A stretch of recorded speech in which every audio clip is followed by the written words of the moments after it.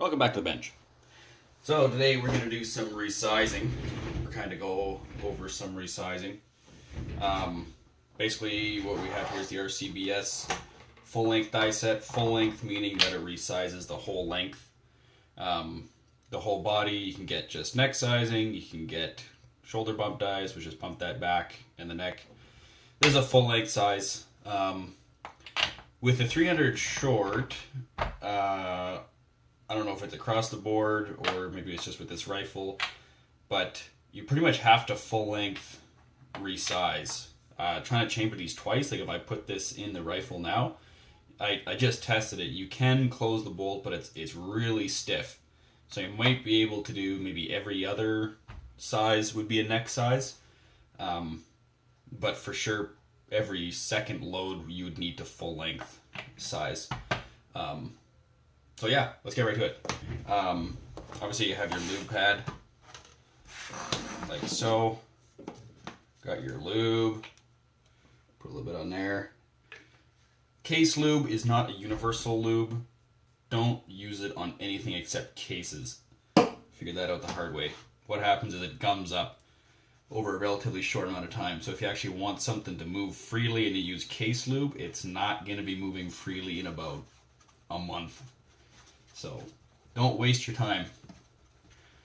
Okay, get that lube pad up. What some guys do is they'll put this on there, roll it around, and put some on the inside and the outside of the neck and whatnot. I prefer a dry lube for the neck. And if you can see there, I have it's a Lyman mica lube. And basically I just took apart a few shotgun shells, used some shot, and just filled up this little container. So, I guess we got to put this in here first. So, setting this up, screw it in, lower the ram. So we basically just screw it down until it makes contact, plus a bit. Doesn't really matter, honestly, just as long as, alright, RCBS likes it to cam over a little. So rams all the way down, screw the die, and then just till it starts to cam over like that, so that it takes out any plane of linkage. The capping pin, I think they say about 1/8 of an inch below the bottom of the die. So one thing that I like to do also is I like to float my dies. Rather than having your die totally cranked tight like this, I back them off. So they're loose, they're not quite bottom. So if there's bottom, I keep them about right there. It keeps some wiggle in the die. That will self-center itself on the neck of the case. So if there's any untrueness in your ram or the die or your press, or even if the brass mouth is just a little bit off center, this is fireform brass, so this is exactly what your chamber will look like. So you don't want to pull the neck off to one side. So if you just let it float there, just that little bit of wiggle, that'll self-center itself when you pull the expander ball back out. And like I say, there are different kinds you can get. Some don't use that. I actually have my Lee collet die here for my 25-06. We can just take that apart real quick. Use a totally different system. So the shell holder pushes this in, which closes the collet. Closes those little fingers in there. I don't know if you can see. Closes those fingers and squishes the neck around this mandrel. And all that does is resize the neck. All that does is just compress this, leaves the body totally the same. So theoretically you should have 0 or close to 0 headspace, and your brass isn't working nearly as hard. You can order different sizes of mandrels if you want different neck tensions. Neck tension, kind of getting into the nitty gritty of things, is pretty important for accuracy. Usually less neck tension is better than more for accuracy purposes. Usually about 1 or 2 thousandths will do the trick. So if we mic this out right now, this is probably going to be, my guess is, that's a 257. So 257 would be for my 25-06. This is 255. So this is giving me 2 thousandths neck tension. Anything more than 3 is pretty redundant. If for whatever reason you want 3 or more thousandths, all you're doing then is you're just stretching the brass. It's no longer able to grip any tighter. It's just going to change shape and stretch. So over about 2.5 thou, you're not really gaining anything. Obviously less than 1, your bullet's going to be sliding all over the place. But over 2.5 thou, you're just stretching the brass. You're not actually gaining any neck tension on there. So I'll put this away and we'll continue on.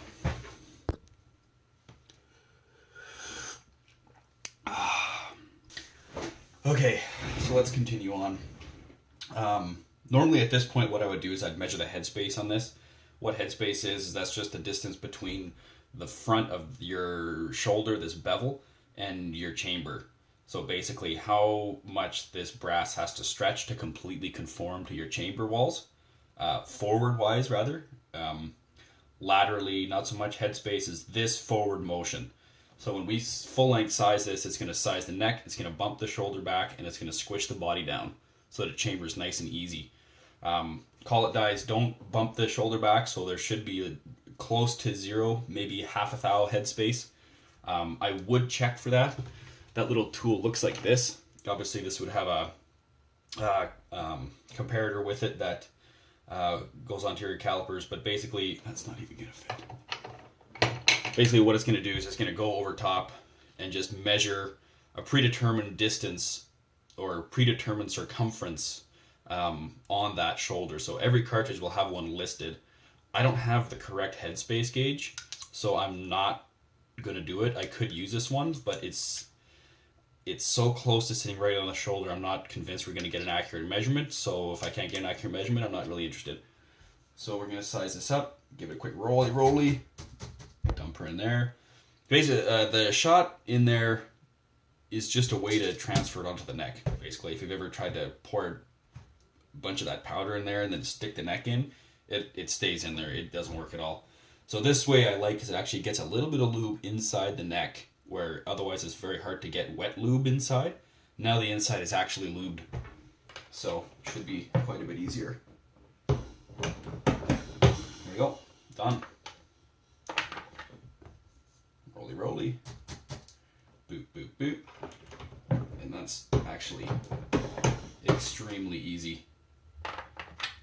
That's very nice.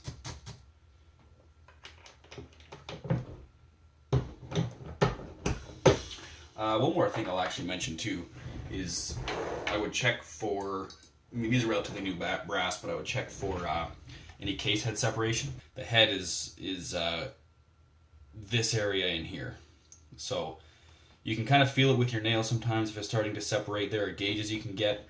I really want to get the RCBS Case Master. It's about $200, and that'll measure neck run out, that'll measure case wall thickness, neck wall thickness, it'll measure any case head separation, overall length, it'll do it all. And it's a really nice tool, but it's $200. So this was free. This is a paper clip that I've made. It's just a feeler gauge. And it actually works extremely, extremely well. Stick it in there. So you can imagine this in there, and you just kind of drag this back and forth. And if you can feel a ridge, throw it out. And that's bad news. But you've seen the resize. I'm going to cut it there and pick it up in a bit. Okay, so we're pretty much done with resizing. These brass are nasty. Okay, we got brass filings from trimming and chamfering on the inside. We got mic on the inside. We got lube on the outside. They're gross. So let's throw them in the cleaner and we'll carry on. Honestly, I am so sorry for the length. Yeah, I didn't mean for it to be a reloading 101 kind of video series. I wanted to kind of get into the more technical, finer points. But this is just kind of the way it went. And I am struggling, just struggling to keep it short and say what I need to say. Okay, so this is a sonic cleaner. I already got my water prepped. Ooh. Dump that in there. Got the brass in this nice little basket it comes with. Dump that in there. Make sure they're all nice and underwater. Got this shot glass. Worthy investment from the dollar store. 25 mils.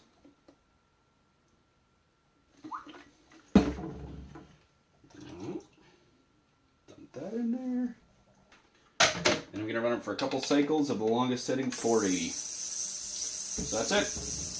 See you in 478 seconds. Timer just clicked. One more cycle.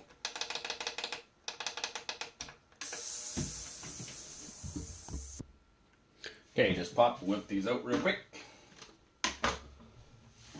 Always keep a couple of these good, well, not good, extra towels your wife might have laying around. Okay, I'm going to run these to the bathroom, rinse them off under water, get all the detergent off. You don't want that on there. And we'll come back shortly. Got them all rinsed off. They're looking pretty good. We're just going to stick them in the toaster. Did a really good job with those primer pockets again. There's always a little bit of carbon buildup. You can't see nothing. Like a tiny bit, but that's baked on there. You can't get that off. But these are cleaned to the way I'd like. So now to show you the extra official, expensive tool. Bam. Simple yet elegant. Or something. I've looked into a lot of options for drying, and this is honestly the best option that I can think of. I've read about people putting them in a sock and putting them in the dryer, or putting them under, I mean, a fan works okay, but that's time consuming. This is the best, honestly, the best option that I can find to dry or mostly dry the brass in a timely manner. So save you the expense of standing them all up here. Stand them up, because then it lets the water vapor obviously evaporate. Keep the heat about 100 degrees, relatively low heat. One thing I will say is make sure it's on broil. The heat must come from the top. Otherwise, if it comes from the bottom, you're actually going to anneal your case heads, which is brutal because then all your brass is garbage. So if you're going to use a toaster, make sure it's on broil. Heat comes from the top. So we'll throw those in. Oh, I'd say about 6-7 minutes will do her. Okay, buzzer just beeped. About 6-7 minutes, something like that. So I was dried twice. Try it once standing up so that all the water can get out. And you can see that it actually does a really good job. However, if you look in here, the primer pockets are still wet. So I knock them over. Do it again. Okay. Timer's done. Primer pockets dry. Inside dry. This will get us about 98% of the way dry. So, yeah, we're good to start annealing.